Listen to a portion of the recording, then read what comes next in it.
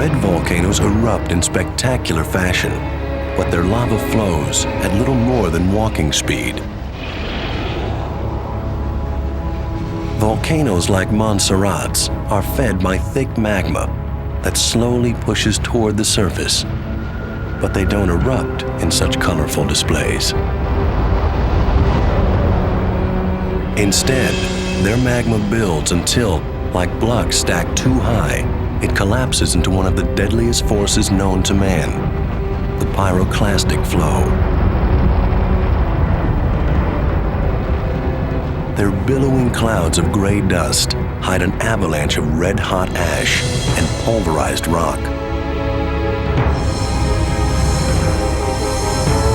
And unlike Hawaii's red lavas, pyroclastic flows move at breathtaking speed.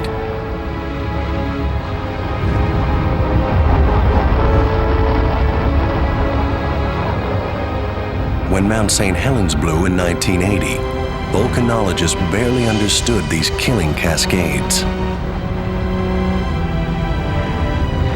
But soon, they were pursuing pyroclastic flows around the world, trying to understand and predict them in order to save lives. The pursuit was not without risk.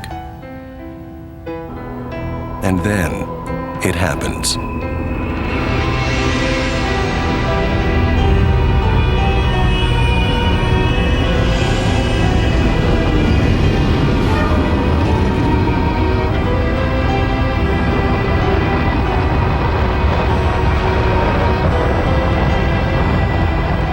By the time this spectacular flow comes to an end, 43 people are dead, including the Crafts.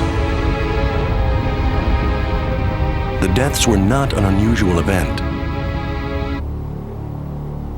Volcanic avalanches were responsible for catastrophes like this one, captured on rare turn-of-the-century film.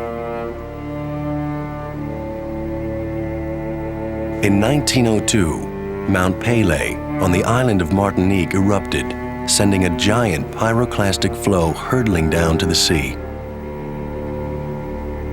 It rushed through the streets of Saint-Pierre, the capital, incinerating 30,000 people in just 2 minutes.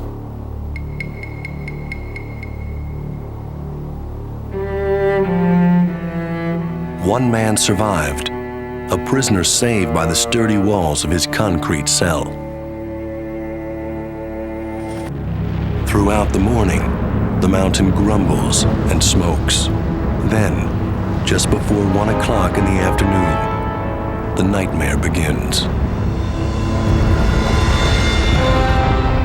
In a series of cataclysmic collapses, a huge chunk of the lava dome gives way, avalanching down the flanks of the volcano at up to 70 miles per hour and 1,500 degrees Fahrenheit.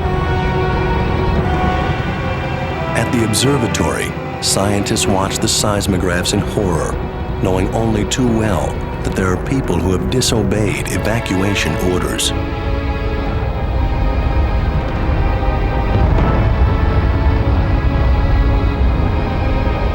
And because it started to get hot from behind and dark from in front, I had no choice but to move.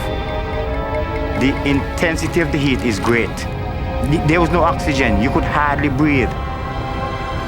There was nothing else going through my mind besides, get to hell out, no, Slim, get out.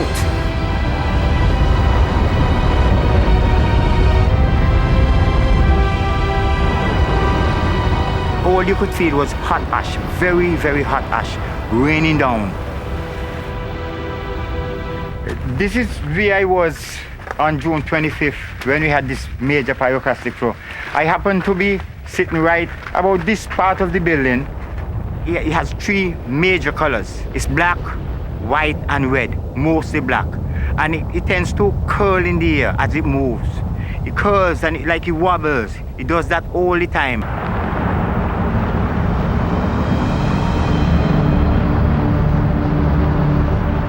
The pyroclastic flow, that strange term that has been on everyone's lips, is now a terrifying reality.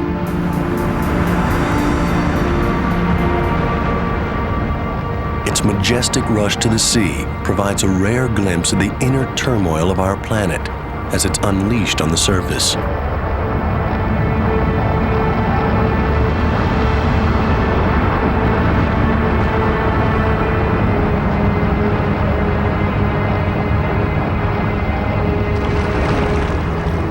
It was in churning seas such as these that Montserrat was born 4 million years ago.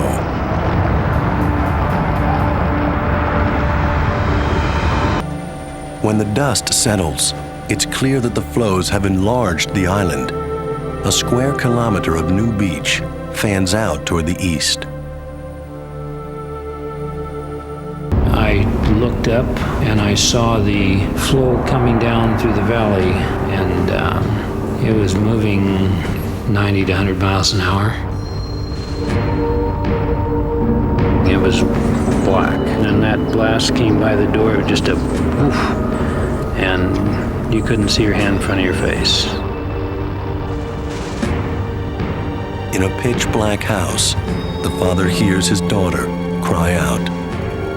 I hollered at her to keep coming, and she came to me, and we got her in the bedroom and went behind the bed and crouched down behind the bed. And I felt her hair, and it was singed, and I thought, oh, she's charred, and I rolled her on the rug. They stumble blindly from their home.